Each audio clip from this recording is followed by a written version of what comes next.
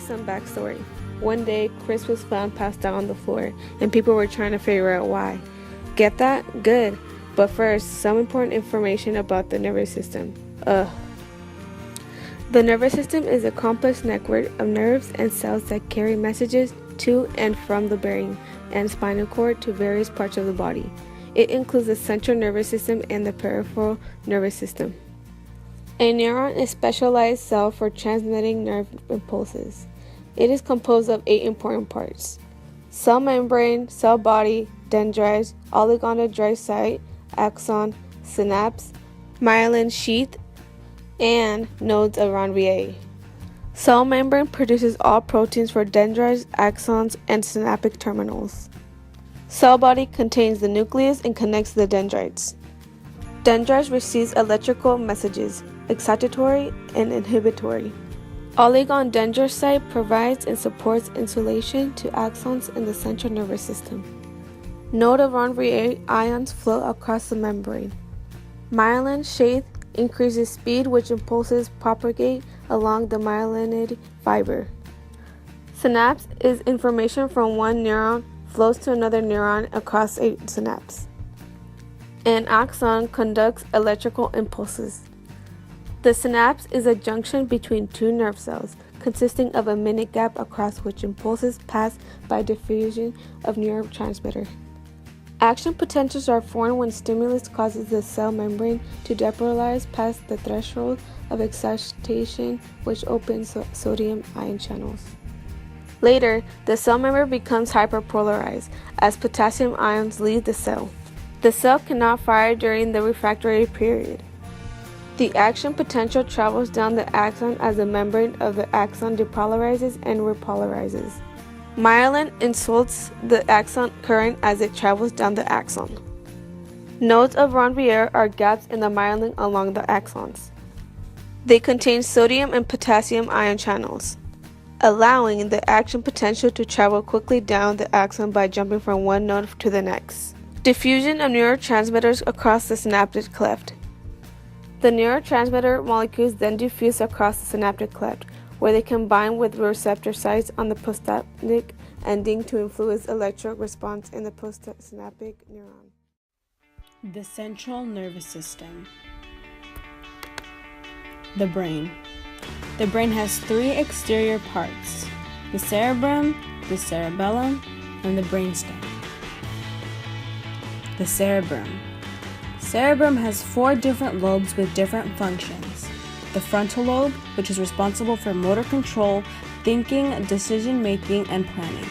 The parietal lobe processes taste, temperature, and touch. Occipital lobe processes visual information from the eyes. And lastly, the temporal lobe, which is responsible for hearing. The cerebellum. Cerebellum regulates motor movements and receives information from the sensory system. It coordinates voluntary movements such as posture, balance, speech coordination, resulting in smooth and balanced muscular activity. The brainstem. The brainstem is made up of 3 parts: the medulla, pons, and the midbrain. The medulla is responsible for heart rate, swallowing, and breathing. The pons connects the upper and lower parts of the brain. Now, the midbrain is associated with vision, hearing, motor control, sleep, and temperature regulation. The reward pathway. The brain's dopamine reward pathway is essential in making us feel good when we do things that are beneficial for our survival. When we take drugs, it messes with the brain and makes us feel good, and our reward pathway will try to get us to continue to get that same feeling. Okay, now let's talk about the spinal cord. The spinal cord connects a large part of the peripheral nervous system to the brain. Information, such as nerve impulses, reaching the spinal cord through sensory neurons are transmitted up into the brain. Now we're going to talk about the peripheral nervous system. The somatic nervous system which is other words, voluntary nervous system, is one of the peripheral nervous systems associated with skeletal muscle, so voluntary control of body movements. Automatic nervous system.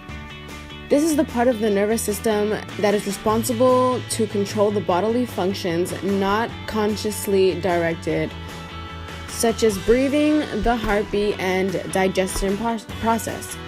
It has two parts: sympathetic, which is other words known as fight or flight, and parasympathetic, which is rest and digest. The automatic nervous system. So sympathetic, which is the primary process to stimulate the body's fight or flight response, as seen in the image to the right. The parasympathetic its functions is basically to include sexual arousal, salivation, lacrimation, urination, digestion, and defecation. Now, here are some fun facts about the nervous system for your face. There are 100 billion neurons in your brain alone. Here's another one. There are more neurons in the body than stars in our actual Milky Way. Alright, now here's the last one. Once a baby is born, it already has 10 billion neurons in its brain. Yeah. So it turns out the reason Chris collapsed is because he got too drunk. Okay, so Chris got drunk, but why did he collapse though? Alcohol has an effect on the nervous system, Chris. Alcohol acts as a depressant on the brain and other nerve tissues. That is to say, it slows down the functions of the nerve cells. It impairs judgment, slows reaction time, impairs vision and alertness, as well as decreases coordination. GABA and glutamate synapse normal effects on the brain. Under normal conditions, GABA blocks nerve impulses in the brain and inhibits nerve transmissions, calming nervous activity. Without it, people will often get more anxiety disorders such as panic attacks and seizure disorders. I feel sorry for those people. Glutamate synapse is responsible for sending signals between nerve cells, and under normal conditions it plays an important role in learning and memory. Stay in school, kids. However, at high concentrations, the increased cellular activity caused by glutamate results in overexcitation of nerve cells, which eventually causes to lead cell deaths. That ain't good. No. So alcohol in the synapse stimulates GABA and inhibits excitatory glutamate synapse, which slows down electrical activity in the brain. Short-term effects of alcohol: in low doses, it gives a relaxing effect, and it slows reflexes and slows brain activity. However, in high doses, it causes vomiting, passing out, alcohol poisoning, coma, and possible death.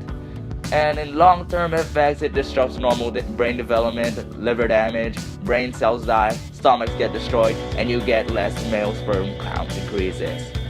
Ooh, that ain't good. Nah, it ain't. So basically, Chris collapsed because he was too dumb to realize that he was drinking too much alcohol and messed with the synapse. I feel sorry for whoever partied with Chris. Okay, moving away from the topic of alcohol and Chris, we're going to talk about MDMA. In other words, ecstasy. What is MDMA? You may ask. MDMA is a psychoactive drug used primarily as a recreational drug. The desired effects of MDMA includes increased empathy, euphoria, and heightened sensations. Serotonin, and under normal conditions, carries signals along and between nerves. Serotonin can affect mood and social behavior, appetite and digestion, sleep, memory and sexual desire and function. Dopamine in normal conditions is one of the chemical signals that pass information from neuron to the next in tiny spaces between them. It plays a major role in reward-motivated behavior. And norepinephrine is an organic chemical in the catecholamine family that functions in the human brain and body, as well as hormone and neurotransmitter. It is commonly referred to as a stress hormone. And MDMA in the synapse causes serotonin, dopamine, and norepinephrine to be released from their storage sites in neurons, resulting in increased neuroactivity, which gives you that heightened, elevated effects. The lack of serotonin after excess release causes the body to experience negative after effects for a few days. So if you take MDMA, the short-term effects is an impaired judgment. It gives you a false sense of affection. So while you're in MDMA, don't be dating. And it causes confusion, depression, sleep problems, paranoia, involuntary teeth clenching, blurred vision, and nausea. However, in long-term effects, it's much, much worse. It gives long-lasting brain damage to portions of the brain that regulate critical functions such as learning, sleep, and emotion. It also causes depression, anxiety, and memory loss, kidney failure, and eventual death. So MDMA could give you a good time, but you won't be having such a good time after the effects are gone. And kids, stay away from drugs. And if you have to drink alcohol, drink in moderation. Okay? Okay, bye.